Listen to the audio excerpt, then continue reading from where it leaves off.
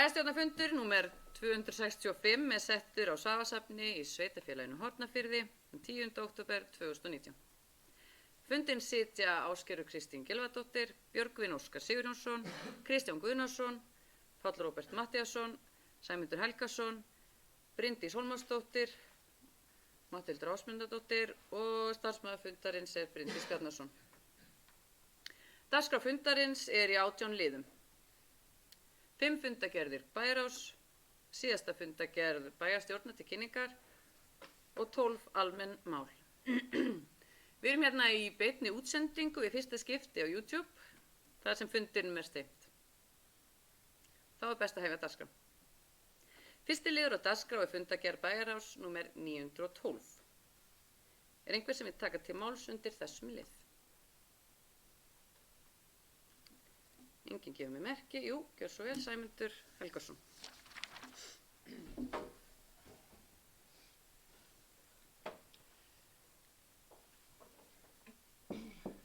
Forseti, góðir fundarmenn. Mig langar til að ræða mál sem er hérna undir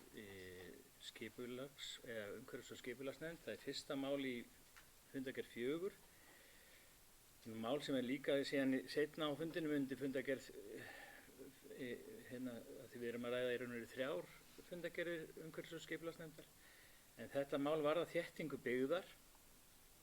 Málið fjallar semst í stuttu máli þá hugmynd að setja niður nokkrar lóðir í skipulag við Silfubraut, við Vesturbraut og við Hvannabraut og jafnvel á fleiri stöðum.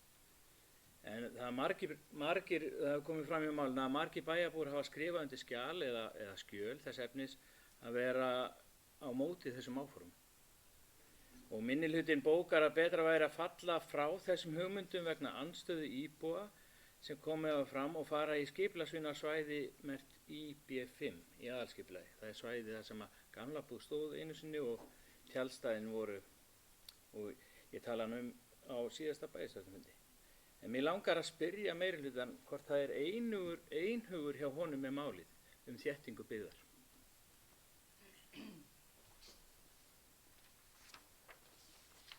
Þakka þér fyrir, Sæmundur. Fleiri sem vilja taka til máls undir þessum lið? Björgvin, gjör svo vel.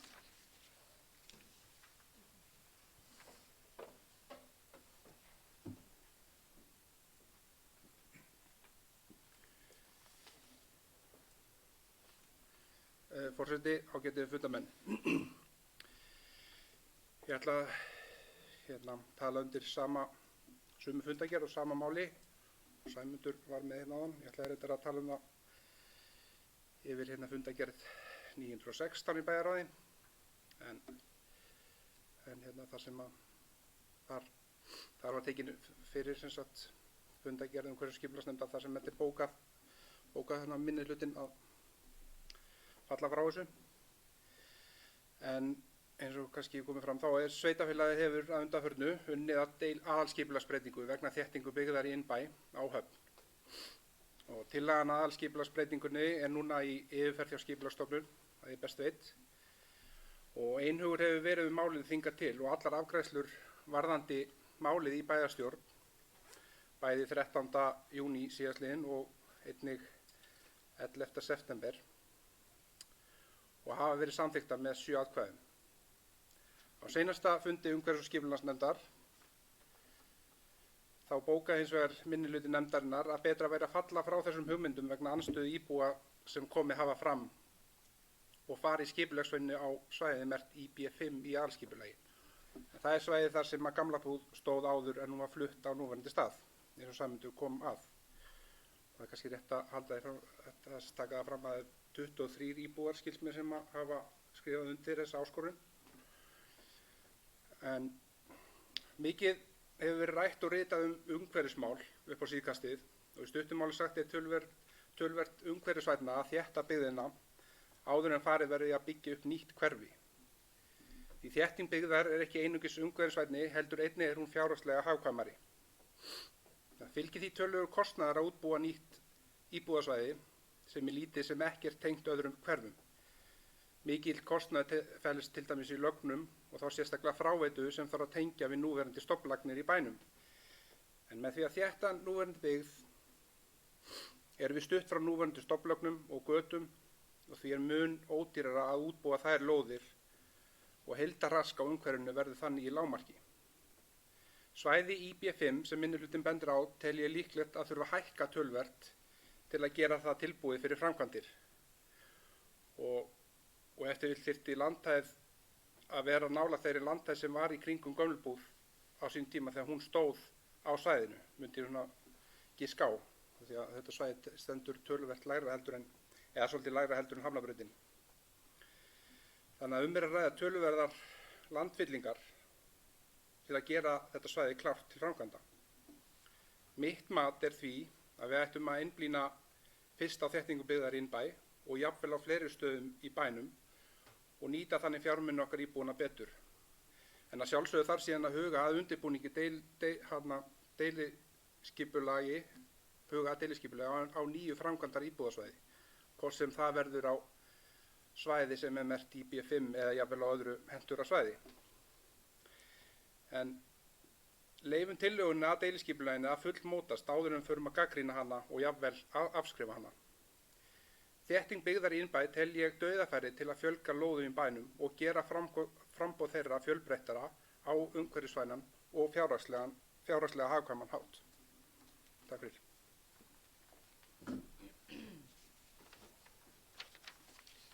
Takk fyrir þetta, Björgvin. Fleiri sem vilja taka til máls undir þessari fundargerð Bæjarás? Sæmundur, gjörðu svo vel.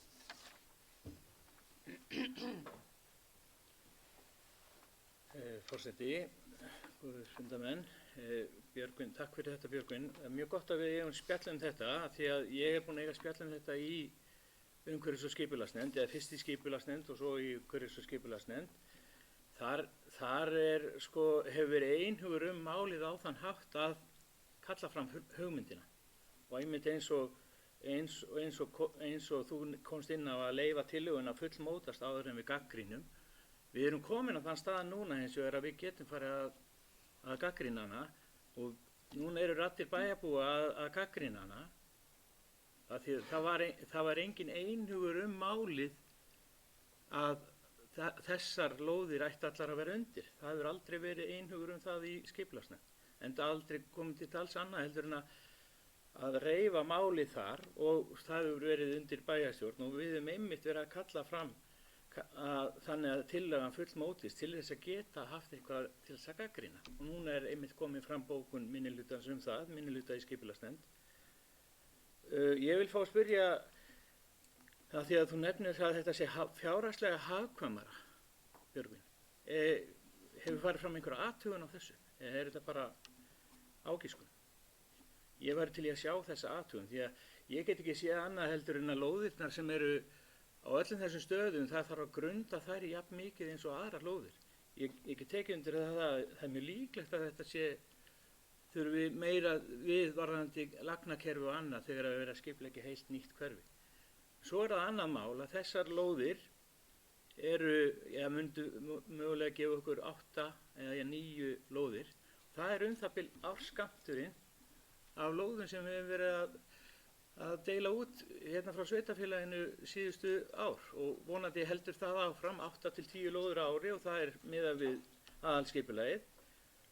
Þannig að það skammgóður vermir þetta mál og ef það að fara í þennan hnút eins og mér sýnist að vera og ég benti á síðasta bæjarstjórnarfundi, þá finnst mér kannski að við ættum að skoða það hinn möguleikann því ég held að hann muni vera meiri sátt hann í samfélaginu. Það þessi liður varandi svæðið IB5 sem við nefnum. Og ég alveg til í að tillagan fullmótist áður með gagnrýnum, en í mér finnst við vera komin á þann stað að geta gagnrýnt málið. Af því að ég get ekki tekið undir það að það hefur verið einhugur málið fram að þessu, en það var einhugur að tillagan kæmi fram, svo hún fengi þessa umræðu sem hún að fá núna.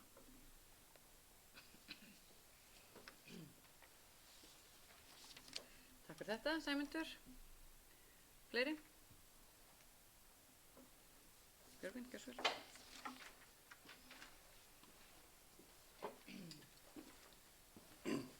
Forseti, góðir fundarmenn. Ef þú spyrir hvort það það sé búið að athuga með hvort þetta fjárhagslega hagkvæmt, það er ekki búið að því eitt vísindilega en ég svona þykist vita að það muni vera töluvert hagkvæmara þar sem allar stofnlagnir eru fyrir í þessum götum sem að verið að bæta þessum lóðum á sko. Þannig að ég held að þurfi ekki mikla útreikningar til þess að finna það út. En vissulega er þetta náttúrulega, eins og þú segir, það bil eins á skammtur að lóðum og enda eins og ég sagði áðan þá þurfum við að fara að huga að framtíðarsvæði, stærra svæði fyrir hana íbúðarbyggingu og ég er svona reyndar ekkert alveg á því að reitur IB5 þurfi að fara undir það strax. Ég held að það sé til hentugara svæði en leyfum því að liggja milli hluta. Þannig að já, og eins og segi, mér finnst þetta svona dauðafæri að það sem þetta eru mikið til lóðir sem að margar af þessum lóðum sem að skikja lítið á aðra og ættu því ekki að trufla mikið, en það er mitt álit. Takk fyrir.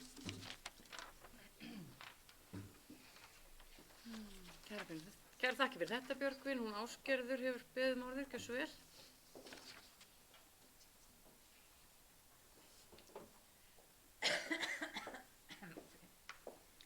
Forseti, ágætu bæjarfulltrúar. Það er svo sem bara flest komið fram varðandi þetta mál, en það sem ég vil kannski bara ítreka er það að þetta er deiliskipulagstillagan er ekki fullmótuð. Fyrir síðasta fundi umhverfis- og skipulagsnefndar þá lágu drög, 2 útfærslur af hugsanlega þessum lóðum og reyndar er sú fundagerð ekki fyrir í fundagerð bæjarráðs 916 sem er hérna sett á dagskránni. En svo sem skiptir ekki máli, þetta er náttúrulega allt sama málið, en það er náttúrulega, það kemur þessi undirskrift frá 23 aðilum sem að rauninni vilja ekki raska sinni götu. Ég meina það er ekkert það að það er endilega að fara eitthvað annað. Það er yfirleitt þannig að fólk vill ekkert hafa í sínum bakgarðin eitt sko. Það er bara að alltaf vera á einhverjum öðrum stöðum sem að mér finnst heldur ekki rétt og það er kannski bara spurning hvort það á að bæta bara inn þá fleiri möguleikum og taka fleiri svæði undir, en það var reyndar ekki í aðalskipulagstillögunni. En hún er samþykkt, það sem aðalskipulagstillagan hefur komið fram hér í bæjarstjórn, þá eru allir bæjarstjórnarmeðlimir sem hafa greitt því atkvæði að hún haldi áfram. En auðvitað verður líka, og er stefnt að það verði íbúafundir þessi mál, en þó að síðustu ár hafa verið mikið það að lóðir hafa verið að fara út hjá okkur, þá er það ekki búið að vera svoleiðis ef við horfum 10 ára aftur í tímann. Það er sveifla núna sem er bara gott og við þurfum meiri uppbyggingu því það er mikill skortur á húsnæði í sveitarfélaginu. En hvort að það býð eftir nýju svæði, hvort að það er nóg eða hvort að þetta að þétta svona inn á milli þangað á meðan að við erum að vinna því, að það held ég sé alveg bara bráðnauðsynlegt. En þetta, eins og Björgvin sagði, það eru fleiri svæði sem kom til greina og þetta þarf bara að fara ígrundað og vel yfir þetta og þó að þessi tillaga sé í vinnslu og akkurat í sumar meðan að hún hefur verið í vinnslu að það ekki verið hoppað á að skipuleggja nýtt allsherjarsvæði eins og bæjarfulltrúi Sæmundur bendir á, að þá þýðir það ekki að það sé ekkert verið að huga til framtíðar. Það er bara alls ekki þannig.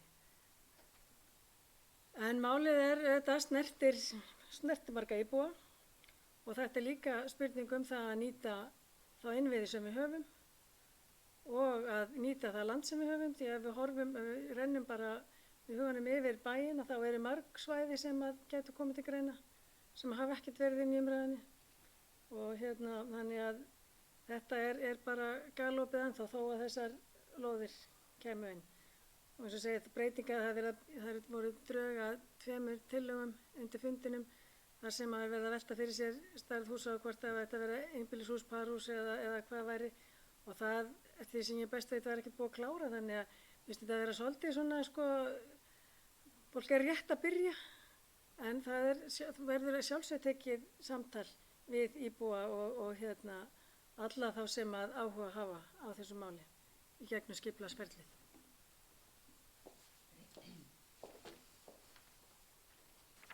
Takk fyrir þetta, Ásgerður. Eru fleiri sem vilja taka til máls undir fundargerð bæjarráðs númer 912? Gefur mér engin merki. Svo ég ber þá fundargerðina undir atkvæði fundarins og þeir sem eru henni samþykkir vinsamlegast gefa mér merki. Já, samþykkt með 7 atkvæðum. Þá er annar liður á dagskrá fundargerð bæjarráðs númer 913. Er einhver sem óskar að taka til máls undir þeirri fundargerð? Kristján, gjörðu svo vel.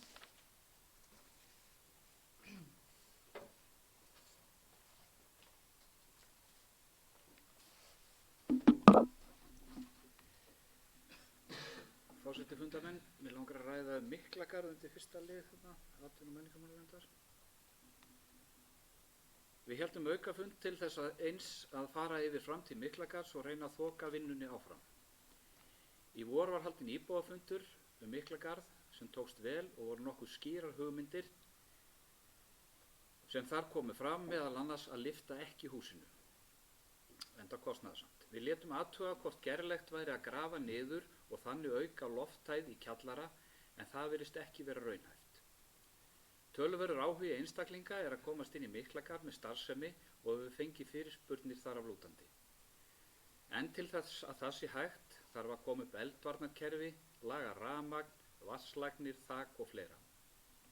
En á þessum nótum hefur nefndin einmitt verið sammála að nálgast málið, láta lagfæra það sem ég var að telja upp og koma síðan húsinu í leigu hverju bili fyrir sig með möguleikum á að sveitarfélagi gæti haldið eftir hugsanlega 2 til 3 bilum til nýtingar fyrir sýningar. Endanleg útfærsla hefur ekki verið kláruð en vonandi verður ekki langt að bíða svo verði. Eitt af því sem ekki hefur verið klárað er hver kostnaður við endurbætur gæti orðið. En við vitum það, í gömlum húsum getur það reynst býsna snúið. Vilji atvinnu- og menningarmálanefndar er að fari verði sem fyrst í þær framkvæmdir sem þurfa þykir til að hægt megi að glæða húsið lífi.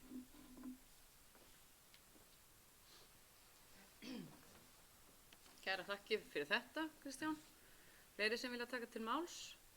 Bryndís, gjörðu svo vel.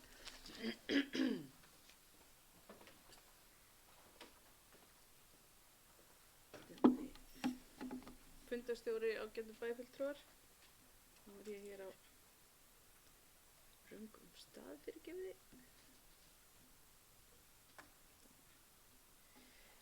Já, mér langar líka til að ræða Miklagarð eins og Kristján og þá vil ég segja það að Miklagarð er búin að vera í umræðinni í mörg ár og ekki bara 2 ár, ekki 10 ár, ég held að sé bara að vera 20 ára. Og það sem ég er að hugsa, að nú hefur Djúpavogshrepur með miklum metnaði gert upp hús, eins og Faktorshúsið í Löngubúð og Geysi. Og þeir gera það með því að sækja styrki í húsafriðunarnefnd og setja ákveðið fjármagna á ári í framkvæmdina. Og þeir eru ekki búin að ákveða áður en húsið farið á stað í bygginguna, hvað á að vera í húsinu. Þess vegna mér finnst að fyrsta lagi við ættum að gera Miklagarð upp í sinni upprunalegu mynd, ég veit það er mjög dýrt. En fyrst þarf náttúrulega, að ég tek alveg undir það sem að Kristján segir með það, en fyrst þurfum við náttúrulega ákveða skrefin. Við verðum að verja húsið í lokað í allavega að setja brunakerfi því að svona gömul hús eru mjög eldfim. Og þó svo þetta taki 20 ár, húsið mun alltaf verða sómi fyrir okkur því að þarna gerist saga Hornafjarðar, hvort sem við tökum við getum bara talað alþýðufólkið sem bjó á Höfn. Ég er náttúrulega bara húsinu mjög kunnug.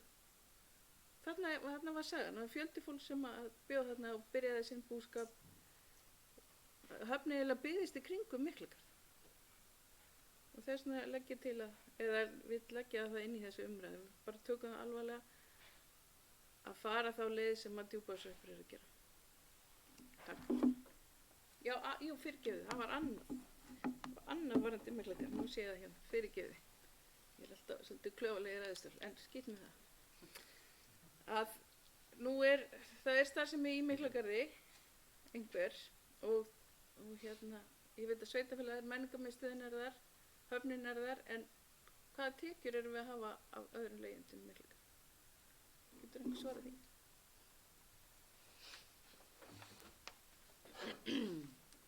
Takk fyrir þetta, Bryndís. Fleiri sem vilja taka til máls hér? Matildur, gjör svo vel.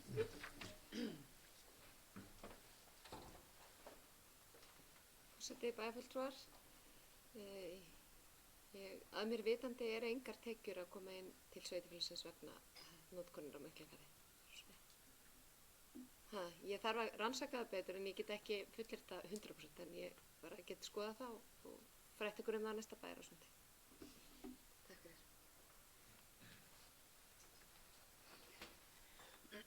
Takk fyrir þessar upplýsingar.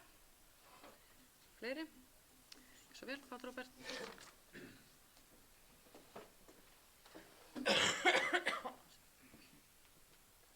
Forseti og ágættu bæjarfulltrúar. Ég byrja á því að biðja starfsökunar að hafa gleymt bindinu heima. Það mun ekki koma fyrir aftur. Þetta er fróðleg umræða hérna Miklagarð og ég er alveg sammála því sem fólk hefur sagt hérna. Við þurfum að horfa á þetta í lengri tíma því að það er bara að gefa mál, við höfum ekki efni á að gera þetta allt í einu.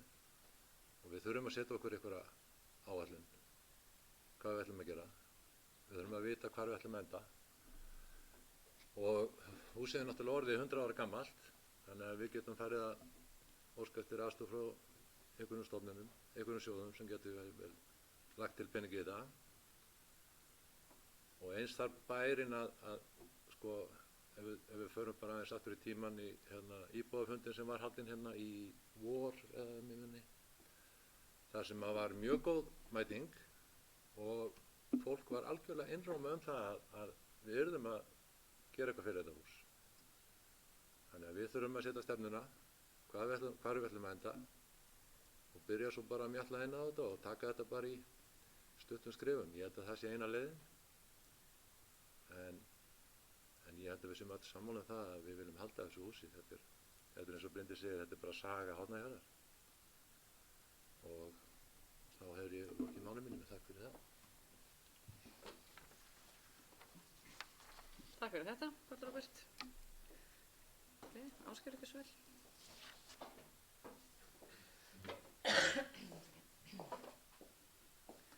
Forseti, ágætu bæjarfulltrúar.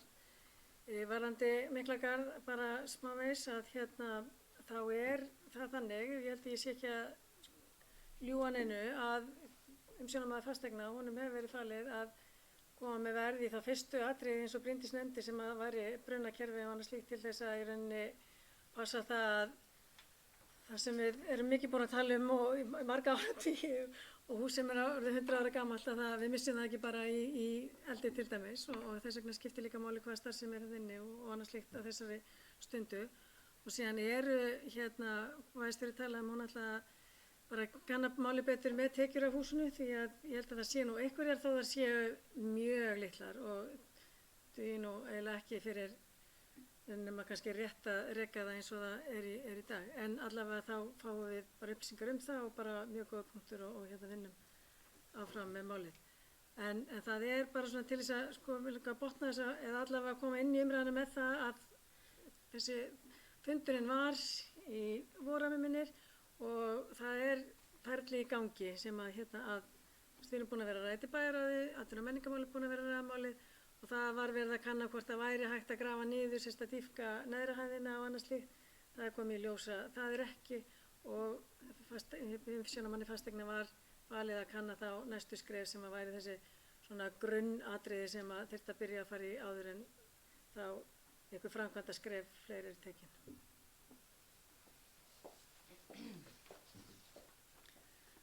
Takk fyrir þetta. Sæmundur, gjör svo vel. Forseti, góðir fundamenn. Mér langar að taka þátt í þessari umræðu Miklagarð. og tek undir það sem hefur komið fram að ég sé það fyrir mér að vinna hægt og rólega í skrefum að því að ég tel mig hafa séð kostnaðaráætlanir gerðar áður um allsherjar yfirhalningu á þessu húsi sem hann hleypur á hundruðum milljóna, 3, 4, 5 og upp í 700 milljónir. Það var til umræðu hér allt síðasta kjörtímabil ef ég man rétt.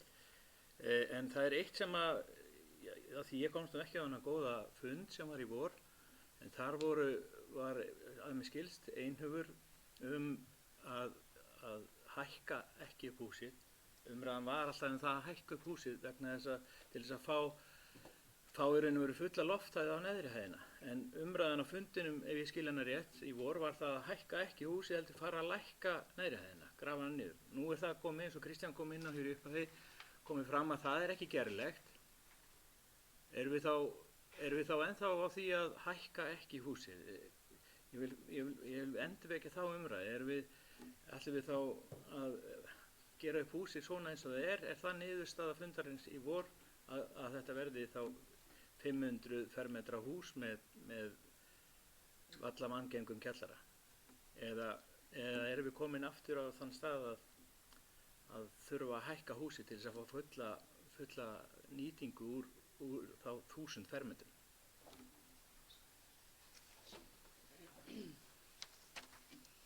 Takk fyrir þetta, Sæmundur. Kristján, gjör svo vel.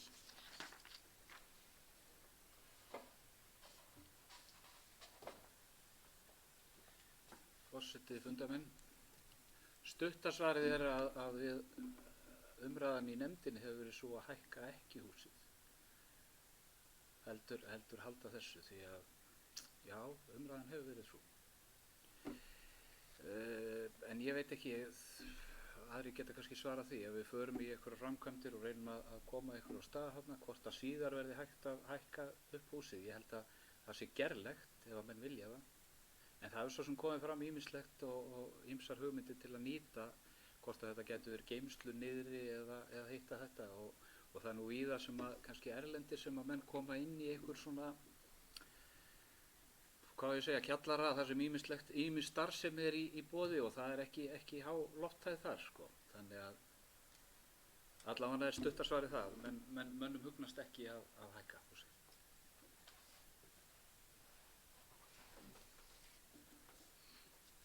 Kærar þakkir fyrir þetta, Kristján.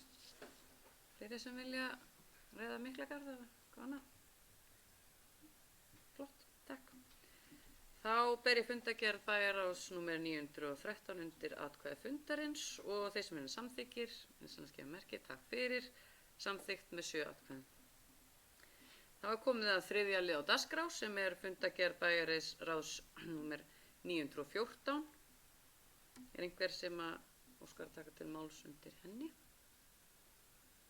Nei, það er enginn sem gefur mér merki hér, þannig ég bið ykkur þá ber ég fundargerðina undir atkvæði fundarins og þeir sem eru henni samþykkir, vinsamlegast gefa mér merki. Samþykkt með 7 atkvæðum. Fjórði liður á dagskrá er fundargerð bæjarráðs númer 915. Er einhver sem vill taka til máls undir þeirri fundargerð? Matthildur, gjör svo vel.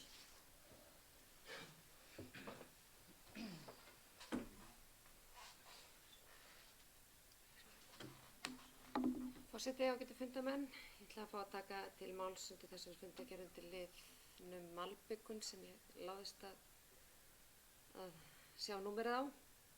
En þar var verið að taka saman númer 5, dagskrárliður 5 á fundargerð bæjarráðs.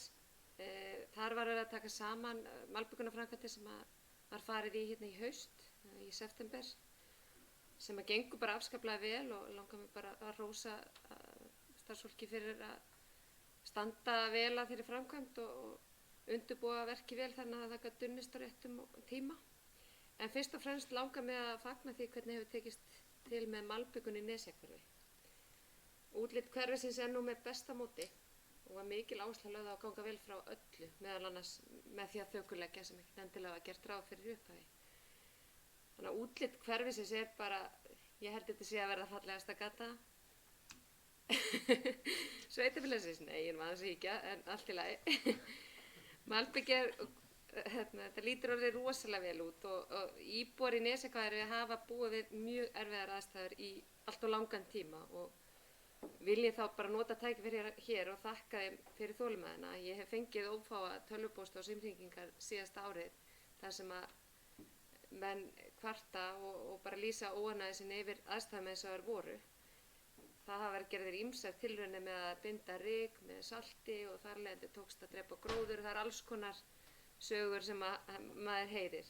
Þannig að það afskaplega ánægjulegt að þetta yfirstaðið og nú búa þeir við eina fallegustu malbikuðu götu sveitarfélagsins.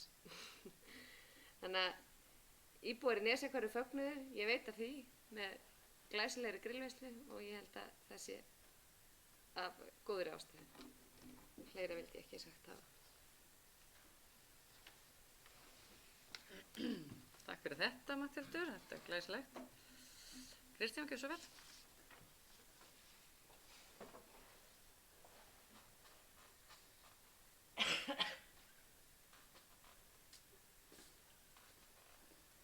Forseti fundamenn, það er 4. liður í þessari bæjarráðsfundargerð. Mig langar að ræða málefni sláturhússins. Mér þykir það miður að Norðlenska skuli ekki slátra hér í haust eins og undanfarin ár og sú staðreynd að allt bendir til þess að sauðfé verði ekið fleiri hundruð kílómetra til slátrunar er illskiljanlega.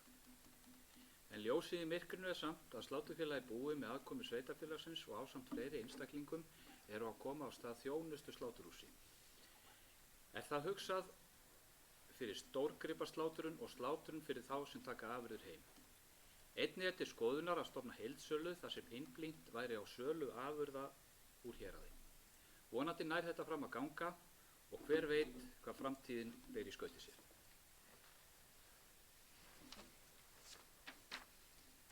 Takk fyrir þetta, Kristján. Fleiri sem vilja fá orðið hér?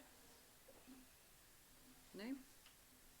Þá ber ég fundargerð bæjarráðs númer 915 undir atkvæði fundarins og ber ykkur að gefa mig merki ef að henni samþykkt með 7 atkvæðum. Takk fyrir. 5. liður á dagskrá er fundargerð bæjarráðs númer 916. Er einhver sem vill taka til máls undir þeirri fundargerð? Sæmundur, gjörðu svo vel.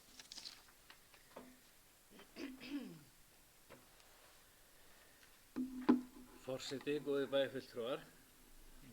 Það er hér liður 2 í þessari fundargerð þar sem eru reglur sveitarfélagsins með auglýsingaskilti og ég fagna því að það mál sé komið af stað aftur og vona að starfsmönnum gangi vel að klára það mál sem fyrst, svo vinna mig eftir því.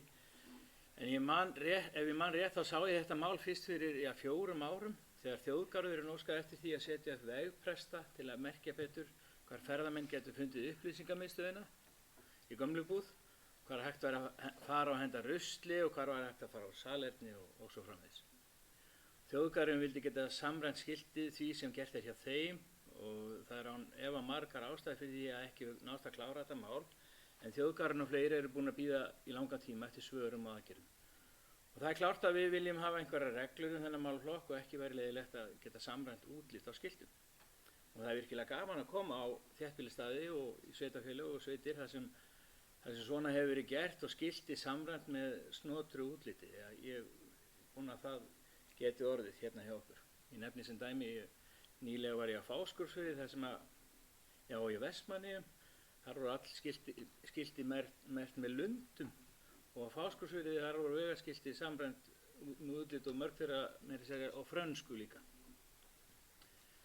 En af því að skilti er til umfjöllunar þá langar mig að spyrja bæjarstjóra hvernig því verkefni líður að setja upp hraðaskilti sem segja að keyra í á 30 í íbúðabyggð í þéttbýlinu. Það verkefni liður í umferðaröryggismálum og stefna sem samþykkt var fyrir nokkru. Svo er það mál 9 í fundargerðinni þar sem það ber nafni Festa samfélagsábyrgð mögulega aðild. Þetta mál þar greindi bæjarstjóri og þeir fulltrúar í bæjarráði sem voru á fundi með Festu í síðustu viku sem er í samstarfi við sveitarfélög og fyrirtæki að setja sér markmið í loftslagsmálum. Og ég hef skoðun á þessu máli. Og mér finnst við eigum að setja stefnuna hátt og vil ræða í því samhengi stóran þátt í loftslagsmálum sem er sorpurðunin okkar. Mínar upplýsingar segja að við urðum 79% af öllu þegar úrgangi sem fellur til. 21% verður að endurvinnslu efni og fer í flokkun. Það er að segja endurvinnanlegt og lífrænn úrgangur sem við náum að flokka frá er 1/5 hluti en 4/5 hlutar fara í urðunarstaðinn upp í Lóni sem fyllist eðlilega hratt. Þessar tölur, 79 á móti 21, eiga við samanlagðan úrgang frá fyrirtækjum og heimilum. Og til samanburðar þá er árangur annarra sveitarfélaga samkvæmt landsmeðaltali 71-29, sem sagt 71% er landsmeðaltali. Við erum með öðrum orðum stöndum okkur verri en landsmeðaltalið, mun verri. Áform stjórnvalda eru sem við höfum tekið undir með sveitarfélögum að ná þessu hlutfalli niður í 50% eftir 2 ár. Eða eftir ár, eða rúmt ár.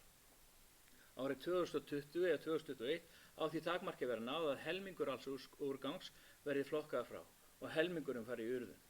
Sveitarfélagið okkar á ansi langt í land að ná þessu og það er einungis á 2 árum. Við erum búin að gera alls konar breytingar til að reyna að gera betur. Við höfum sett upp flokkunaraðstöðu í Gárunni, við erum komið 3 þrepa flokkun, lífrænt, endurvinnanlegt og almennt sorp. En hvað þurfum við að gera til þess að ná þessu marki, þessu háleita marki? Hvernig gengur það með það mál sem oft hefur verið rætt að koma flokkunaraðstöðu í sveitinni? Er búið að finna staði fyrir slíkar grenndarstöðar og semja við einhverja landeigendur? Hvað munu svona stöðar kosta?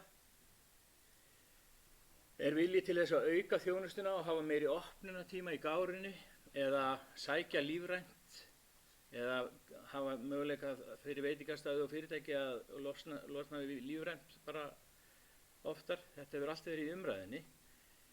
Og hvernig hefur þetta þá áhrif á gjaldtöku í þessum málaflokki? Mun verða gert ráð fyrir því í fjárhagsáætlun að koma þessu í kring. Aukinn kostnaður í málaflokknum mun auðvitað þurfa að koma til greiðslu notenda. Ég held að langstærsti þátturinn í þessu máli er að ná betri samvinnu með fyrirtækjum í sveitarfélaginu til að gera betur. Lögin málaflokkin segja að ekki megi rukka meira né minna en það sem nemur tilkostnaðinum.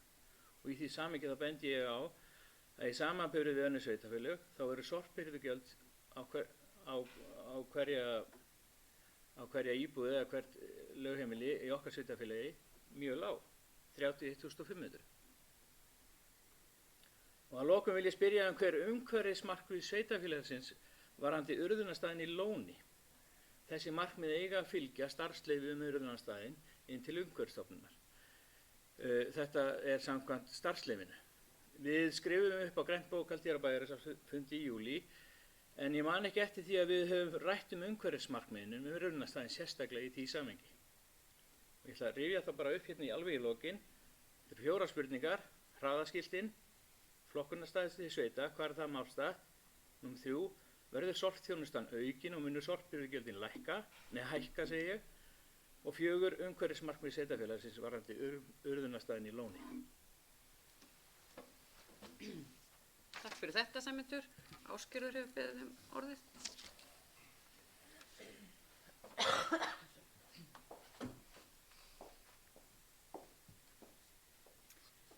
Já, forseti og getur bæjarfulltrúar. Það er ýmislegt í þessari fundargerð 916 sem er gaman að taka hér til umræðu og þar eru til dæmis kom fram þarfagreining og húsnæðisþörf fyrir eldri Hornfirðinga sem var gert á vefnum hér í, ekki svo tímavillt að það er allavega orðið svolítið síðan. Það var rétt eftir áramót eða hvernig það var, en allavega er þarna komna fyrstu niðurstöður sem að fara í umræðu inn í bæði umhverfis- og skipulagsnefnd, það varðandi húsnæðismálin bara almennt, þar sem skipulagsmálin eru, félagsmálanefnd sem fer með húsnæðismál sveitarfélagsins og svo heilbrigðis- og öldrunarnefnd þar sem að þetta er aldurshópur sem að þar er undir. Síðan 7. liður á dagskrá þar sem er verið að ræða heimahjúkrun og þjónustu við aldraða, að þarna er verið að ítreka í rauninni ábendingu sem að kom frá aðstandendum eldri íbúa sem að þurfa í rauninni á meiri þjónustu heldur en stendur til boða hér í sveitarfélaginu Hornafirði. En mér langar til þess að geta þess í því samhengi að í okkar samfélagi sem að byggir ekki mjög marga íbúa svona á landsvísu, að þá er mjög góð þjónusta við eldri íbúa heim. En auðvitað því það ekki að við getum ekki gert betur og að það séu einstaklingar sem þurfi meiri þjónustu, og það hefur verið teymi í gangi á milli heimaþjónustudeildar og heimahjúkrunar sem hafa verið að vinna að stefnu bætta þjónustu, en það er ýmislegt sem hefur þar komið upp á í vinnslunni, þannig að við erum ekki komin lengra en þetta, en þetta er bara ágætis brýning til þess að halda áfram með það vinnu og mun þá verða rætt í þeim hópi sem þá í félagsmálanefnd sem að fer með heimaþjónustudeildina og heilbrigðis- og öldrunarnefnd þar sem að heimahjúkrunin er undir. En næsti liður í fundargerðinni tengist þarna inn á líka sem er 8. liður, og það er samningur rekstur heilbrigðisþjónustu á Hornafirði. Því að það er þannig að heimahjúkrun er í rauninni verkefni ríkisins sem að við höfum haft á okkar hendi og fengið ákveðnar greiðslur til þess að sinna, og við höfum sinnt í þannig og í langt árabil hefur verið heimahjúkrun alla daga ársins að morgni, sem er nú meiri þjónusta heldur en víðar landið, og hefur nýst mjög vel. En það sem að ríkið skammtar okkur í þessu, það dugar ekki fyrir bæði morgun og kvöldþjónustu. Þannig að þarna þurfum við að finna einhvern veg til þess að nýta peningana með félagsþjónustunni, þannig að ef að verður, sem að ég vona svo sannarlega að verði. Þannig að þetta er bara metnaðfullt og flott prógram sem að ég veit að verður gert ítrasta til þess að reyna að þjónusta þessa einstaklinga, því að eins og hefur verið í umræðinu þá er auðvitað ekki gott að fólk þurfi í rauninni að leita inn á stofnun þegar það er það sem það eina sem það þarf væri kannski bara stuðningur seinni part dags, en auðvitað eru fjölskyldur þarna mjög duglegar að styðja við sína aðstandendur á þessum tíma og gera fólki eins lengi og hægt er kleift að vera heima. En öll þurfum við að leggjast á þessar árar. En í 8. lið er svona nýr vinkill að koma inn þar sem að samningnum við okkur, að heilbrigðisráðuneyti segði upp samningnum heilbrigðisþjónustu á Hornafirði, sagði honum upp þar sem að það átti að taka nýtt fjármögnunarlíkan heilsugæslustöðva við núna áramót. Því hefur verið frestað 1 ár og er nú unnið að því að sækja það að við munum fá að halda þjónustunni óbreyttri þetta ár sem að fresturinn tekur til, og þannig að við höfum þá líka á þessu ári tækifæri til þess að í rauninni þróa þjónustuna áfram og vinna með þau tækifæri sem í henni felast.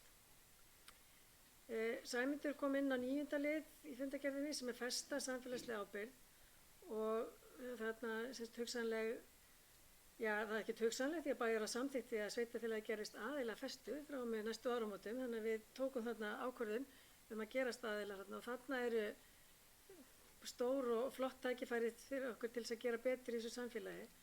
Og ég tek undir það með Sæmundi að það er eiginlega alveg ótrúlegt að græna bókhaldið sýna okkur það að við stöndum okkur ekki betur í heildarmálunum heldur en hann segir, eins og það sé 70% sem fara til urðina, sem er bara, 79 segir hann, það er bara algjörlega ótrúlegt.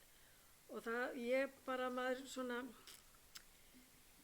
því ég veit að það er verið að velta hverjum steini í þessum málaflokki, því að mér finnst þetta ég í rauninni á erfitt með að trúa þessum tölum, en það er náttúrulega að koma úr mælingum og öðru slíku, því að fólk hefur og er almennt held ég íbúar mjög að flokka, og ég þekki líka til fyrirtækja hér sem eru að flokka sitt sorp, og það er mikið endurvinnsluefni sem er að fara til ný endurvinnsluna. Þannig að mér finnst þetta bara mjög undarlegt allt saman, og líka bara í þeirri umræði sem er í samfélaginu í dag, og ég held að Hornfirðingar taka ekkert síður undir það heldur en aðrir að vinna að því að svona loftslagsvanda og gera sitt besta og það allt saman. Ég held að það sé ekki skussar heimsins búa ekki í sveitarfélaginu Hornafirði. Það finnst mér bara ekki, ég bara tek ekki undir það. En annað sem að mér langar, að þarna í þessu samvinnu sem við munum fara inn í með festu og með því sem að kemur fram í fundargerðum bæjarráðs að við tekið ákvörðunum að ráða tímabundi til að byrja með umhverfisfulltrúa í sveitarfélagi sem að mun vera í 80% inni við það að starfa að þessum málum og getur einbeitt sér að því að það held ég að sé bara mjög flott tækifæri fyrir sveitarfélagi til þess að ná samvinnu og samstöðu með fyrirtækjum og svæðinu og við getum gert betur þarna. En að lokum langar mig aðeins til þess að svona gagnrýna framsetningu bæjarfulltrúans Sæmundar Helgasonar á 4 hraðaspurningum líka við hér í bæjarstjórn.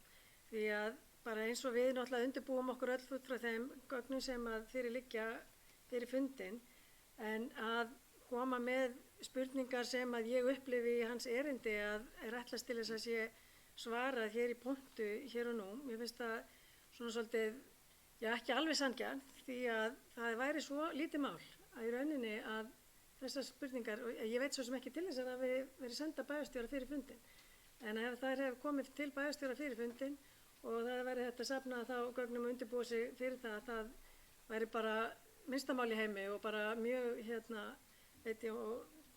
bara sanngjarnt. En mér finnst þegar svona er sett upp, ég get svarað því hvort það er einhugur meðal meirhlutans það að fara í þéttingu byggðar, því að þetta er bara mál sem við erum alltaf að ræða, en það að vera að tína upp svona spurningar eins og komið fram í erindi háttvirts bæjarfulltrúa, þá ég finnst það ekki alveg sanngjarnt og myndi vera mjög hissa ef að bæjarstjóri getur bara rifið það upp úr hattinum svo svona 1-10 án þess að hafa fengið neinn undirbúning. En kannski hefur Sæmundur sent henni spurningarnar, ég veit það ekki. Kærar þakkir fyrir þetta, Ásgerður. Sæmundur, gjörðu svo vel. Forseti, góðir bæjarfulltrúar. Af því að Ásgerður nefnir með hvort að við séum skussar í þessum málum, þá er það, mér finnst rosalega vont að trúa þessum tölum, en þær tala sínu máli. Þessar tölur eru þarna fyrir framan nefið okkur og við þurfum að tala þær bara, þetta er staðreyndir máls. Þetta eru mælingarnar okkar. 3 ár í röð erum við búin að henda of miklu í urðunarstaðinn í Lóni, búin að fá ábendingar það. Þannig að, Ásgerður notaði orðið, bæjarfulltrúi Ásgerður notaði orðið skussar, kannski erum við það. Ég er eins og alveg sannfærður það að við þurfum að fara í gott samtal við þá aðeila sem mér finnst við vera á góðum stað að mörgu leyti með það sem við erum að bjóða bæjarbúum upp á, bæjarbúum og svo í raun og veru, en við eigum langt í land með varandi í sveitinni að vera með flokkunarstaði þar og þjónustuna við íbúa sveitarfélagsins og þurfum að bæta okkur þar og við getum alveg skoðað í þessu samhengi að hafa opið oftar í gárunni og hlusta á raddir bæjarbúa sem er að benda okkur á eitt og annað. Ég átta mig hins vegar á því að það mun auðvitað kosta þá eitthvað og bæjarbúa hljóta að vera að svara vera þá tilbúinir að borga líkt og önnur sveitarfélög þegar við erum að borga 31.500 á ári í sorphirðu og sorpförgunargjöld og þá er þetta, ef ég man rétt, 47.000 eða tæp 50.000 hér fyrir austan okkur. En hinn liðurinn sem ég ætla að fá að ræða er þessi gagnrýni Ásgerðar varðandi framsetningar á spurningum. Það er nefnilega þannig að síðustu tvær á síðustu 2 fundum hefur verið beðið að þessi mál eru sett á dagskrá á umhverfis- og skipulagsnefndarfundum. Það hefur ekki verið gert og ég hef ekki dagskrárvaldið, get þar alveg ekki, ég gerði það kannski ekki nógu formlega og tek það alveg til mín. Ég skal koma svona málum formlega til mín. Ég ætlast ekki til þess að fá svar við þessum 4 spurningum í dag, en geri það þá núna og sendi Matthildi bæjarstjóra þessar spurningar. En við höfum ekki dagskrárvaldið og ég hef áhyggjur af því að það eru mörg mál sem við ættum að vera að ræða en erum ekki að ræða. Og ég skal vera manna fyrstur til þess að reyna að bæta mig í því að koma þá málum á dagskrá og koma með ábendingar af mál, en þarna eru að falla milli skips og bryggju mál sem ætti að vera í umræðinu miklu meira en hvað við gerum. Og þessar spurningar allar, þetta eru mál sem eru í deiglunni, búin að vera eins og til dæmis umferðaröryggisáætlun og að framkvæmd hennar. Þetta er mál sem ég veit að þetta er í farvegi en það sést engin merki. Urðunarstaðinn í Lóni, þetta er mál síðan 2007, að það hefur aldrei verið sett stefna fyrir en og það var kallað eftir henni nú í sumar, en hún hefur aldrei komið til umræðu og það er gríðarlega stórar pólitískar yfirlýsingar í þeirri stefnumörkun. Þetta mál þarf að komast á dagskrá í umræðina því að við erum að skuldbinda okkur til þess að fara niður í 50% árið 2020, eða í lok ár 2020 og við höfum hvergi rætt þetta. En þess vegna, ég skal skerpa mig í því að setja mál á dagskrá, en ég hef ekki dagskrárvaldið og ég hef áhyggjur af því að það eru ómörg mál sem við þurfum og ættum að vera að ræða.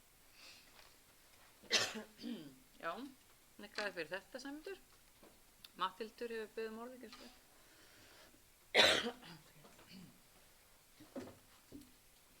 Forseti ágætu fundarmenn, það hefur nú stundum tíðkast að vera með lið undir fundi bæjarstjórnar sem heitir fyrirspurnir og ég bendi þá bara bæjarfulltrúum á að nýta hann.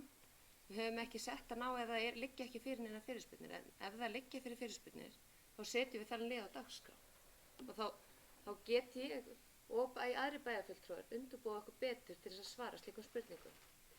Fyrir það fyrsta þá er umhverfisáætlun ekki á dagskrá þessa fundar hér í dag. En Sæmundur spyr hvernig líður því verkefni að merkja 30 km hámarkshraða. Að ég best veit það mál í ferli og er í umsjá bæjarverkstjóra og hans starfsfólks. Og ég treysti því að þeir sé að vinna það að metnaði. Sá starfsmaður sem hefur haldið utan það er akkurat eins og stendur í fæðingarorlofi og svo er nýbúið að malbika hér fyrir, um 100 milljónir tæplega. Nei, ég segi það ekki, kannski nær því allavega. Í það fór nánast allur ágústmánuður. Við heldum með unglingalandsmót. Það fór mikill tími starfsmanna í það. Við verðum líka aðeins að gefa starfsmanna svigrúm. Ég veit þetta er gamalt mál, en setjum þetta þá á dagskrá ef á að ræða það. Þá erum við tilbúið með svör. Það sem að Sæmundur vitnar hér einnig í varðandi hlutfall urðasorps, það er hluti af neyðaráætlun og umhverfismarkmið fyrir urðunarstað í Lóni. Ég get beðið umhverfis- og skipulagsnefnd að setja það á dagskrá næsta fundar. Þetta er mál sem hefur ekki fengið umfjöllun í nefndakerfinu. Þess vegna finnst mér svolítið sérstakt að vera að fjalla hér upplýsingar sem hafa ekki fengið umfjöllun. Og ég velti fyrir mér hvar bæjarfulltrúi hefur fengið aðgengi að þessum upplýsingum. Við vorum að klára minnisblað umhverfismarkmið núna í sumar, bara núna í byrjun september, sem við sendum til Umhverfisstofnunar. Og það hefur ekki fengið umfjöllun. Það er bara að ítreka það hér. Mér finnst þetta svolítið sérstakt. Þú byrjaðir að ræða þessi mál, eða Sæmundur byrjaði að ræða þessi mál undir dagskrárliðnum festa. Bara svona þannig að það sé haft á hreinu. Festa samfélagsábyrgð. Ég átti þar fund ásamt Ólöfu fjármálastjóra og Páli Róberti og Ásgerði. Þar sem við volum að forvitnast hvað festa gerir. Út frá því skapast þessi umræða. Það er mjög áhugaverð verkefni sem festa er að taka sér fyrir hendur og meðal annars snúast þau það að sýna meiri samfélagsábyrgð, draga úr áhrifum loftslagsáhrifa með aðgerðir sem sveitarstjórnir geta gert. Erum við ekki þar að sýna að við séum að gera eitthvað? Ég bara fagna því að bæjarráð tók svona jákvætt í það að gera staðilega festu. Þar eru tæki og tól sem við getum nýtt okkur í því að ná settu markmiðum. Ég átti maður því að við náum mjög ólíklegt að við náum þeim markmiðum sem við settum fyrir árið 2020 að 50% hlutfall sorps verði endurvinnanlegt. En við bara verðum að spýta í lófana og gera betur. Meðal annars er það ástæða þess að við réðum umhverfisfulltrúa til starfa, til þess að halda betur utan um þennan málaflokk. Og ég ætla bara að vekja athygli á því að hann kemur til starfa núna í miðjan nóvember. Takk fyrir.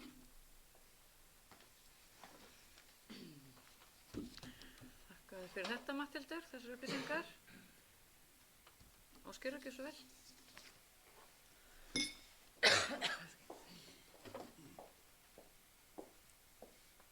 Forseti, ágætu bæjarfulltrúar.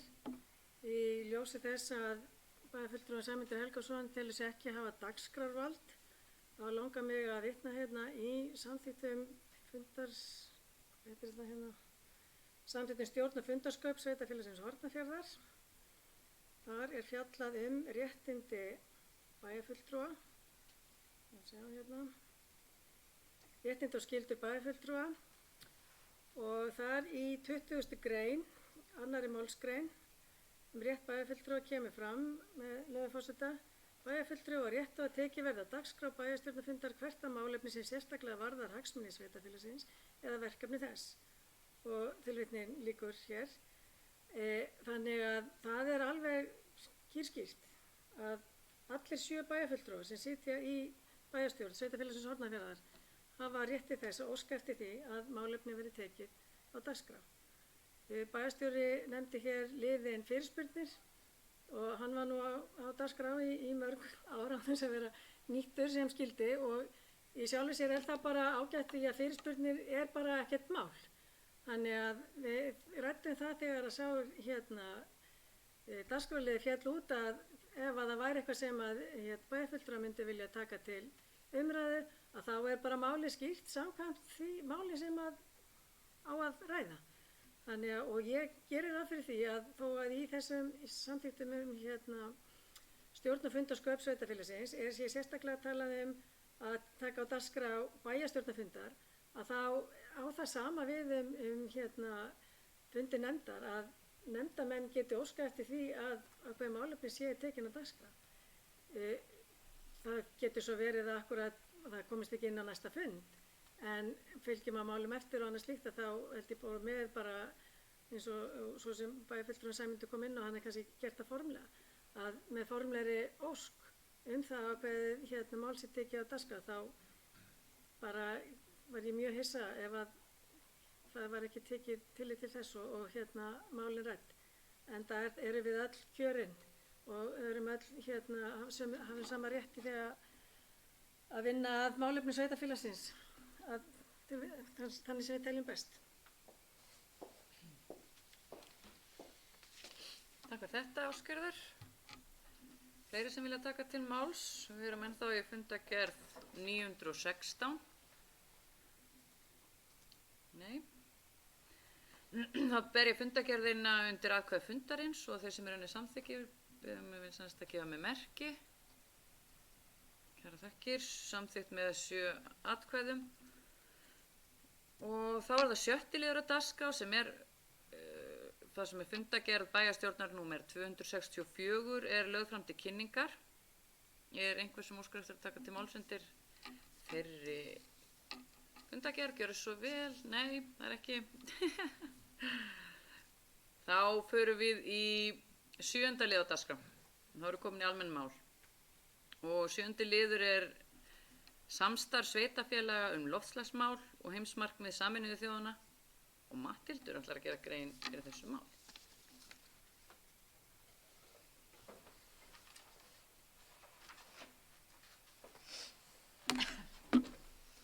Forseti, ágætu bæjarfulltrúar.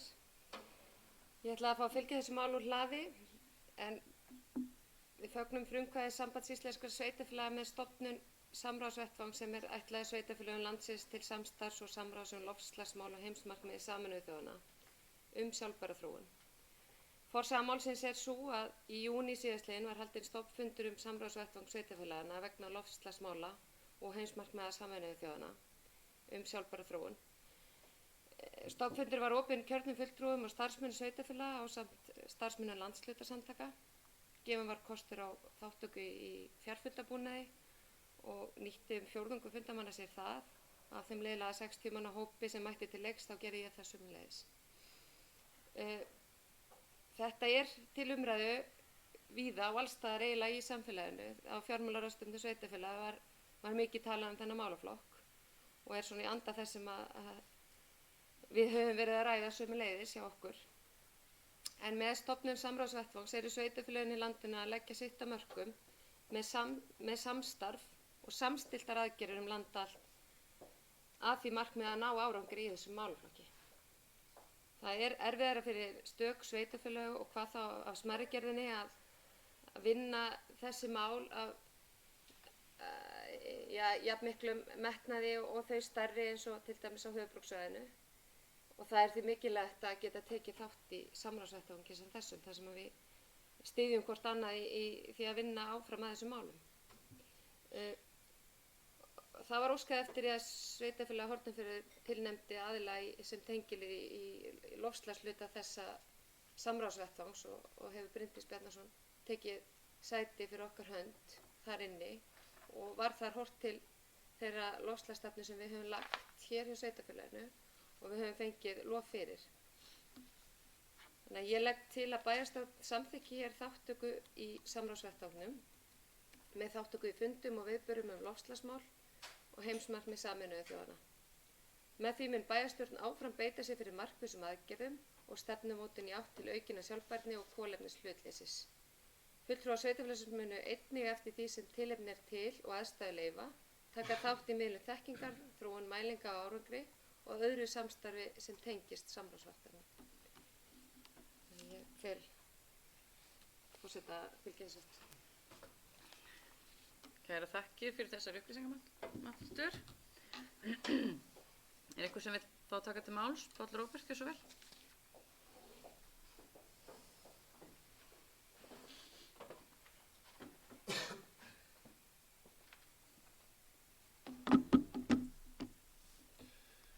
Forseti og ágætu bæjarfulltrúar.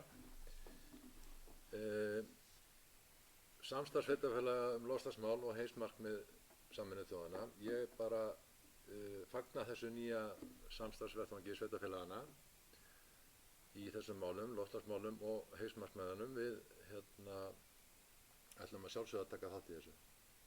Það er bara engin spurning og ég tel að þetta sé mjög gott tækifæri fyrir okkur til þess að reyna að hrista aðeins upp í hlutunum og líka í sambandi við það sem vorum að ræða áðan með festu og loftslagsmarkmiðin sem við ætlum að setja okkur þar að við erum búin að tala þessi mál nokkuð lengi. Við erum búin að vera í loftslagsverkefni í sveitarfélaginu í nokkur ár og við höfum verið að endurskipuleggja sorpmálin en því miður þá hefur þetta kannski ekki gengið nógu vel og ef við ætlum að ná einhverjum árangri þá verðum við að spýta í lófana en það er svo sem eitthvað eitt sem að sveitarfélagi gera eitt og sér og ég er ekki bara að tala okkur inn í þessum sal heldur bara alla íbúa sveitarfélagsins vegna þess að það er ekki nóg að sveitarfélagi ákveði ykkur hluti ef við förum svo ekki eftir því. Við þurfum að skapa umgjörðina, við þurfum að fara undan með góðu fordæmi og reyna að draga einstaklinga og fyrirtæki inn í þetta. En það er eitt og sér ekki nóg. Það þurfa allir að líta í eigin barm og þó svo að við séum farin að flokka mun meira heldur en við gerðum fyrir nokkrum árum síðan, þá er samt ekkert minna að fara í urðun sem er vandamál og við tókum nú eftir því daginn þegar við vorum á ráðstefnunni. Þar voru erindi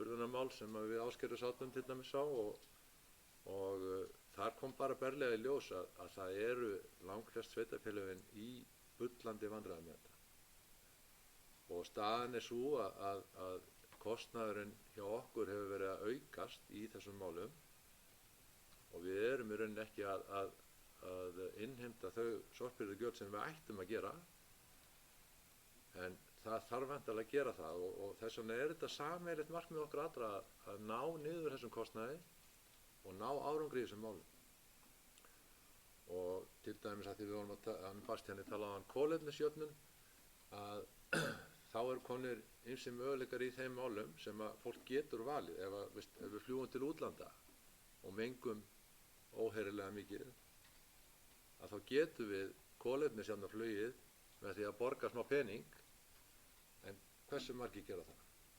Ég ætla ekki að biðja ykkur um að rétta upp hönd, ég ætla bara að biðja ykkur um að velta þessu fyrir ykkur. Það er sama, nú er til dæmis allavega, ég veit um eitt olíufélag sem er fann að bjóða viðskiptavinum sínum að kolefnisjafna eldsneytisnotkun hjá sér, og ég held að það sé ekkert rosalega mikið af fólki sem hefur ráðist á þann garðinn, sko.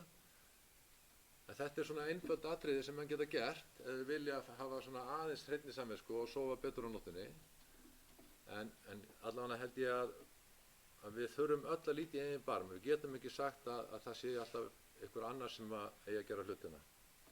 En sveitarfélagið á að fara á undan með góðu fordæmi og búa til umgjörðina. Og fleira var það ekki. Takk fyrir. Kærar þakki fyrir þetta, Páll Róbert. Vilja allir fara sömu leið, heyrist mér í þessu. Mér langar aðeins að afsaka mig, ég mismælti mig áðan þegar ég var að tala um fundargerð bæjarstjórnar, ég sagði númer 264, þetta átti að vera 265, afsakið þetta. Nei, við þurfum ekki að byrja upp á nýtt. Já, eru fleiri sem vilja annars taka til máls undir 7. lið? Nei. Þá ber ég upp tillögu að bæjarstjórn samþykki þátttöku í samráðsvettvangi loftslagsmál og heimsmarkmið Sameinuðu þjóðanna. Þeir sem eru henni samþykkir vinsamlegast gefið mér merki. Samþykkt með 7 atkvæðum. Róbert.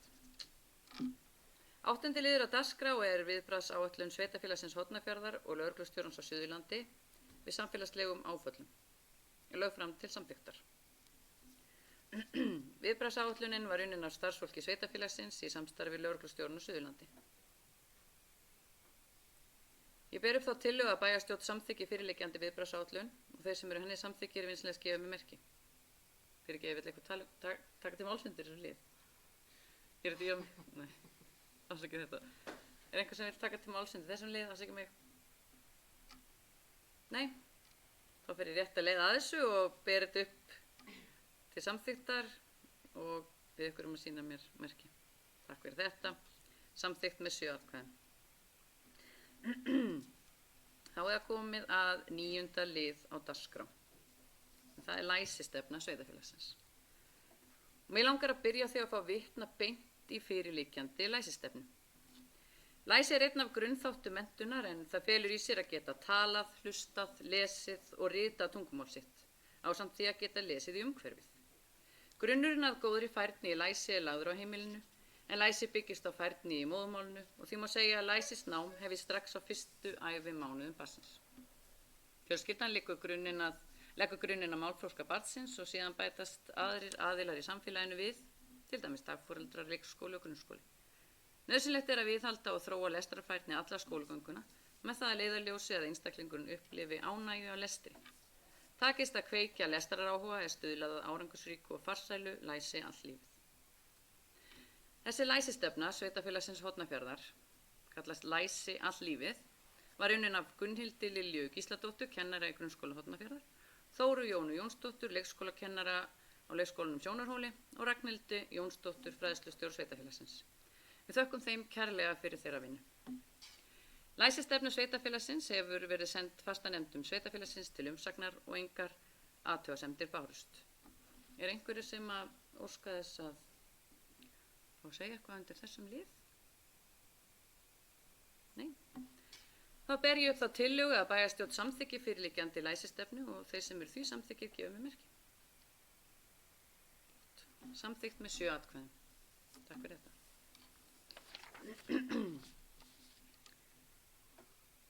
10. liður á dagskrá er deiliskipulag hitaveita á Hornafirði og Björgvin Óskar gerir grein fyrir því máli.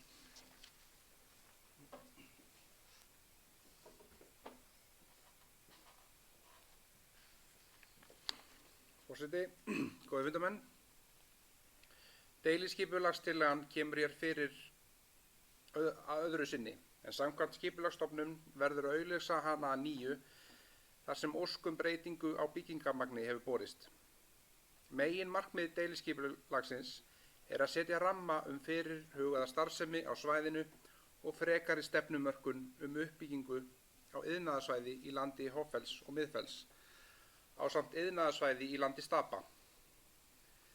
Þá verður gerð grein fyrir framkvæmdinni og lagningu stofnæðar frá fyrirhuguðu framkvæmdasvæði inn í þéttbýlið á Höfn. Skipulagssvæðið tekur til tveggja svæða, auk þess sem framkvæmd lýst og gerð verður grein fyrir stofnlög til þéttbýlis á Höfn.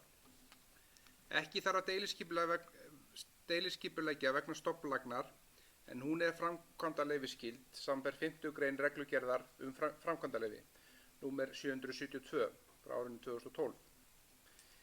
Ég legg til að bæjarstjórn samþykki fyrirliggjandi breytingar á tillögunni og vísi henni í lögformlegt ferli og að hún verði auglýst að nýju. Takk fyrir þetta, Björgvin. Er einhver sem vilja taka til máls undir þessum lið? Deiliskipulag Hitaveitu á Hornafirði? Nei, enginn ætlar að gera það. Ég ber upp þá tillögu Björgvins að bæjarstjórn samþykki fyrirliggjandi breytingar á deiliskipulagstillögunni. Þeir sem eru tillögunni samþykkir vinsamlegast gefa með merki. Samþykkt með 7 atkvæðum. 11. liður á dagskrá er beiðni umsögn skipulagsstofnunar vegna hótels í landi Svínhóla. Björgvin Óskar gerir grein fyrir því máli.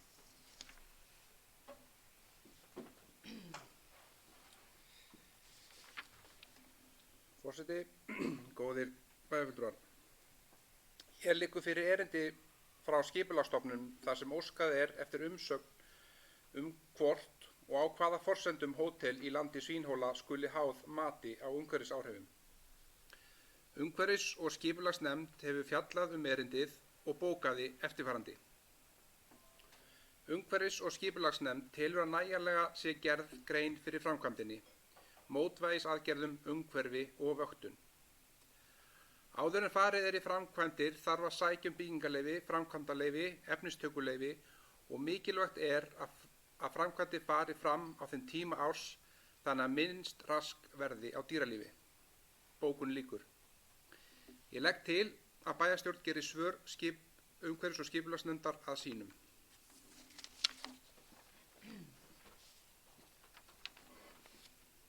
Takk fyrir þetta, Björgvin. Fleiri sem vilja taka til máls undir þessum lið? Enginn. Þá ber ég tillögu Björgvins upp til atkvæða að bæjarstjórn geri svör skipulagsnefndar að sínum. Þeir sem eru því samþykki vinsamlegast gefa með merki. Samþykkt með 7 atkvæðum. 12. liður á dagskrá er framkvæmdaleyfi fyrir nýjar brýr yfir Steinavötn og Fellsá. Björgvin Óskar gerir grein fyrir málinu.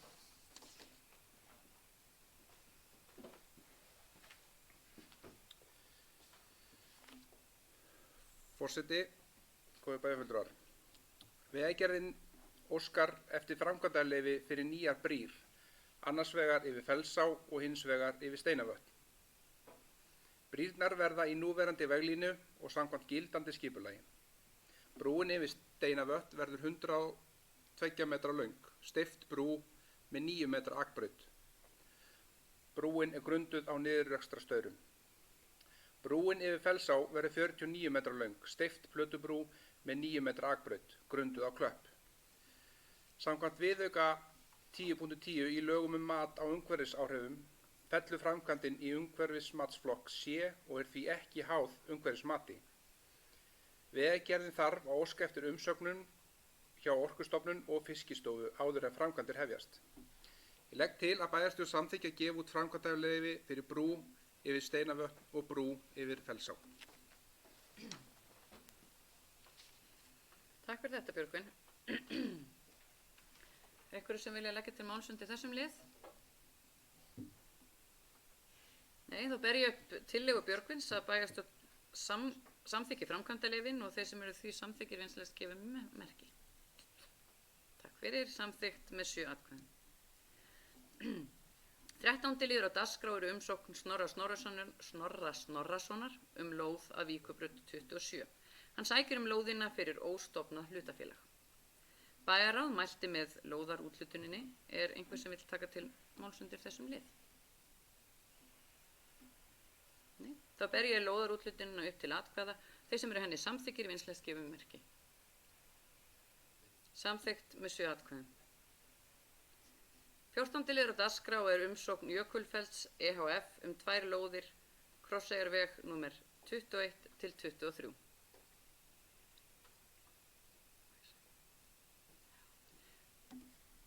Björgvin Óskar víkur á fundi yfir þessum lið. Bæjarráð er jákvætt fyrir lóðarúthlutuninni en vísaði til þess að eftir á að gera deiliskipulag af svæðinu. Umhverfis- og skipulagsnefnd hefur samþykkt að gert verði deiliskipulag af svæðinu. Er einhver sem vil taka til máls undir þessum lið? Eða ekki svo. Ég legg þá til að bæjarstjórn samþykki lóðarúthlutunina með fyrirvara að ekki verði veitt byggingarleyfi fyrir en deiliskipulag hefur verið unnið fyrir svæðið.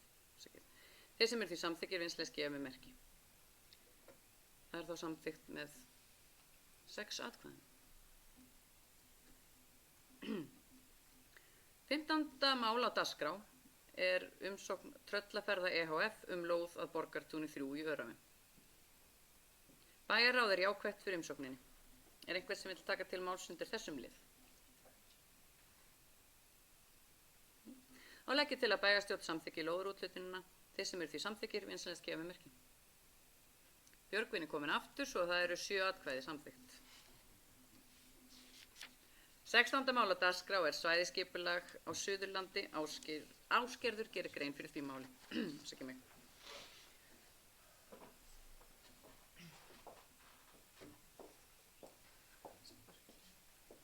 Forseti, ágætu bæjarfulltrúar. Undanfarið hefur verið vinna í gangi á vegum Samtaka sunnlenskra sveitarfélaga þar sem hefur verið kannað hvort að sveitarfélögin á Suðurlandi sem eiga land á Suðurhálendinu eins og það er skilgreint að hvort þau vilji taka þátt í vinnu við svæðisskipulag fyrir Suðurhálendið í heild sinni. Markmið þessara svæðisskipulagsvinnu er það að marka stefnu verndun og nýtingu í samræmi við sjálfbæra þróun og þolmörk einstakra svæða og samræma stefnu sveitarfélagana í helstu landnotkunarflokkum. Einnig að samræma skipulagsskilmála óháð sveitarfélagamörkum og styðja landshlutann í heild gagnvart nýtingu auðlinda og atvinnutækifæri almennt, meðal annars á sviði ferðaþjónustu. Og síðan að skilgreina mörk skipulagssvæði sem tekur til miðhálendis og eftir atvikum valina jaðarsvæða þess.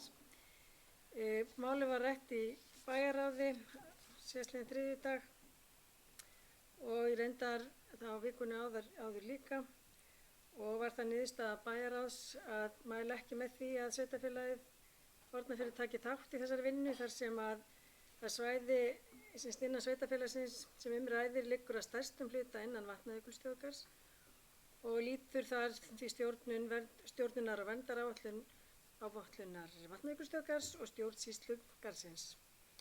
Og af þeirri ástæðu teljum við að það sé ekki í rauninni, við höfum ekkert mikið að leggja inn í þetta að svo stöddu og ég legg til að bæjarstjórn staðfesti það á ákvörðun bæjarráðs að við tökum ekki þátt í þessari sameiginlegu vinnu við ofangreint svæðisskipulag.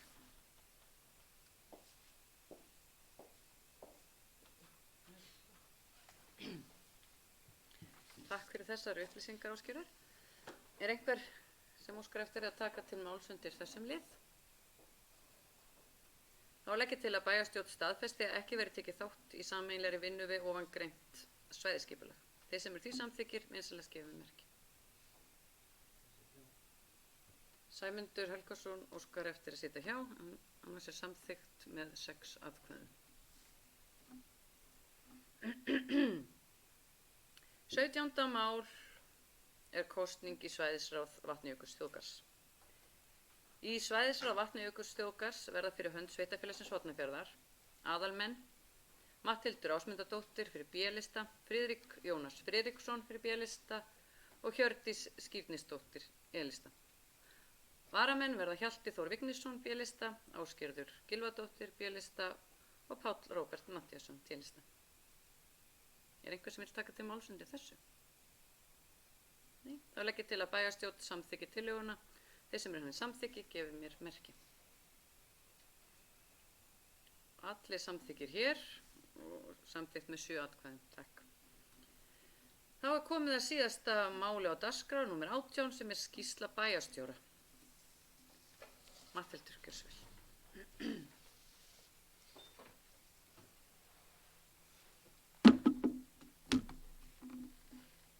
Forseti, ágætu bæjarfulltrúar.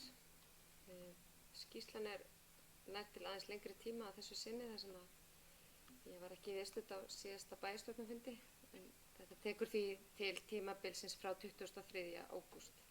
En þann dag þá voru málaðir regnbogalitir á göngustíg fyrir framan Ráðhúsið, þar sem fengið voru til aðstoðar ungmennaráð og fleiri. En staðurinn henta mjög vel og hefur vakið töluverða athygli hjá ferðamönnum. Aðeins að fá að eiga við þetta, afsakið. Verða örugg með rétta skýrslu. Sveitarfélagið fékk heimsókn frá Vátryggingafélagi Íslands þar sem kynnt var rafrænt atvikaskráningarkerfi sem sveitarfélagið mun innleiða. Forstöðumenn fengu einnig kynningu á niðurstöðum úr forvarnareftirliti á stofnunum sveitarfélagsins. Heilt yfir má segja að sveitarfélagið sé vel statt hvað varðar brunavarnir og vinnuvernd og alltaf megi benda á einhverja þætti sem mega betur fara. Það verður unnið með niðurstöðurnar og þau atriði sem voru ekki í lagi bætt. Ég fekk einnig kynningu á verkefninu Eigið eldvarnareftirlit ásamt nýjum slökkvistjóra Borgþóri Freysteinsinni en að því stendur eldvarnarbandalagið.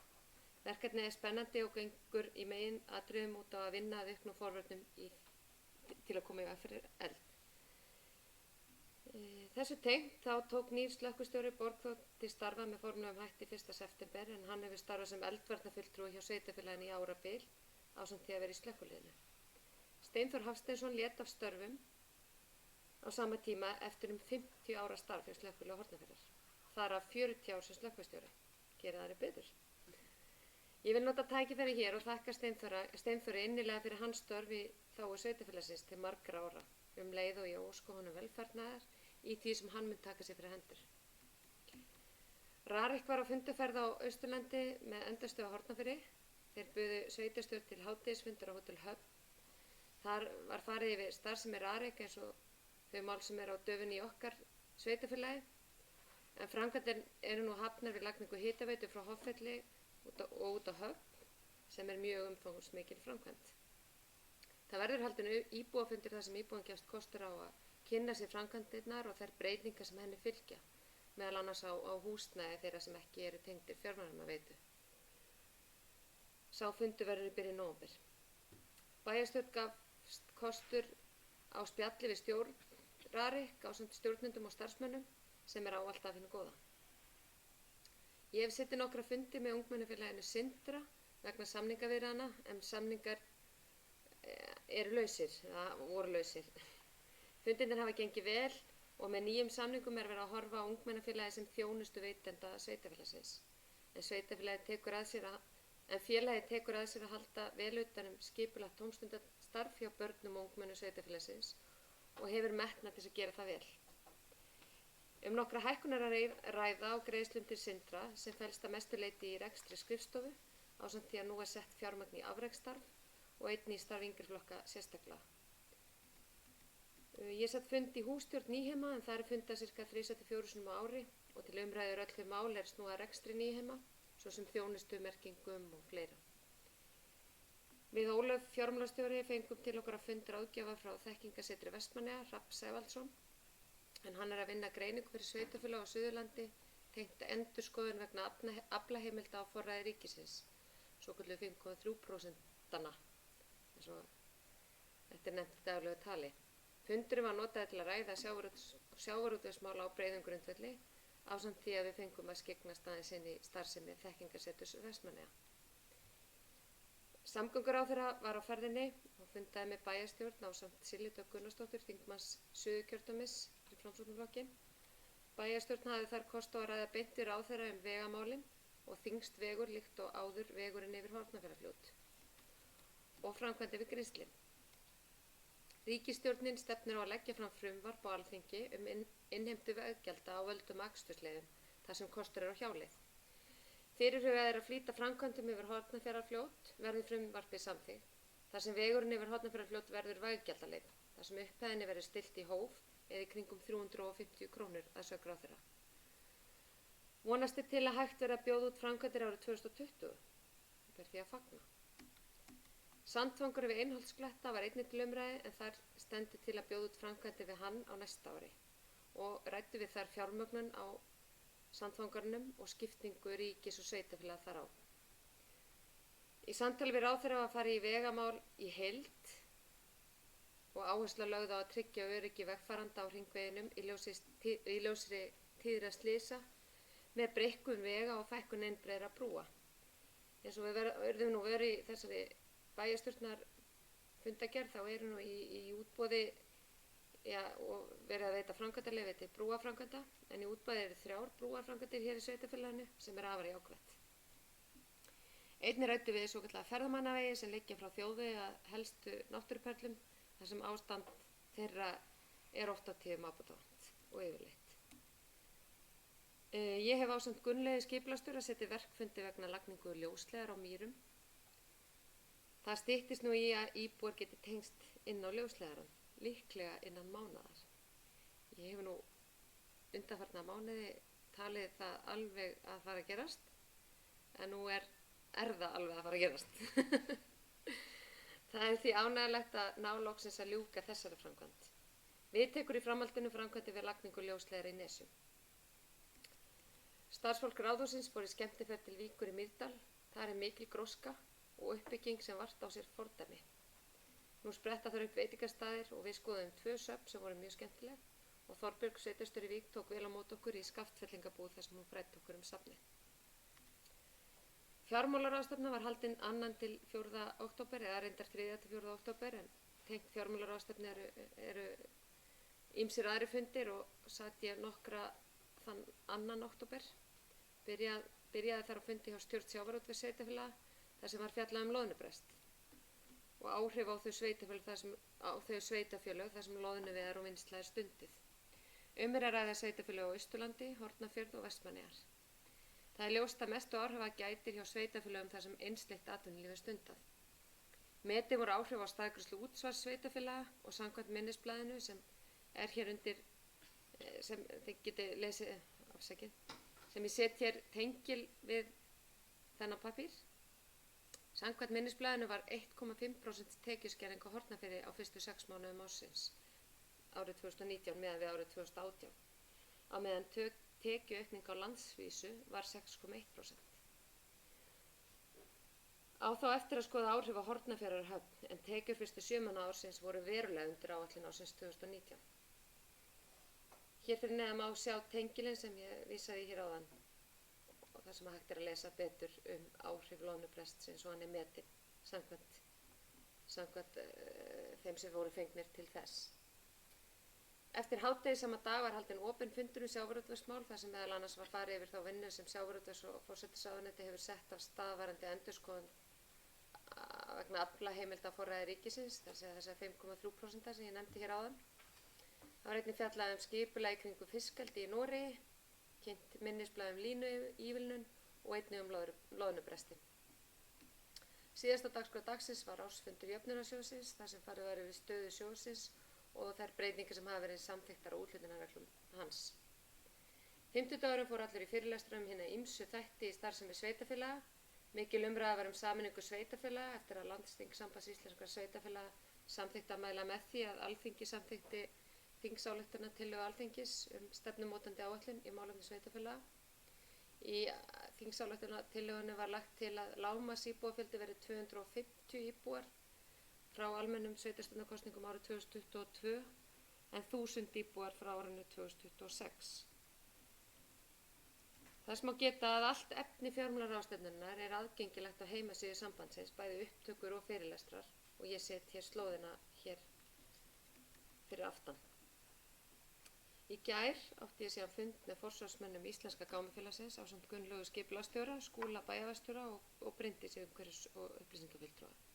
Fundurinn var hluti af eftirfylgni með samningi sveitafélagsins við Íslenska gámafélagi sorpmálin. Þar var farið yfir umgengni í porti, opnunartíma og fleira. Áætlað er að funda aftur með þeim eftir mánuð og farið við stöðuna. Í millitíðinni ætla þeir að skoða meðal annars hvað þeir geta gert varðandi opnunartíma og tíðni á hirðingu og svo framvegis. Fleira var það ekki. Takk fyrir.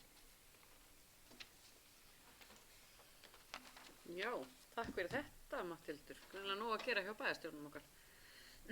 Þá er dagskráin tæmd og fresta ég fundi á meðan fundargerð verður lesin yfir.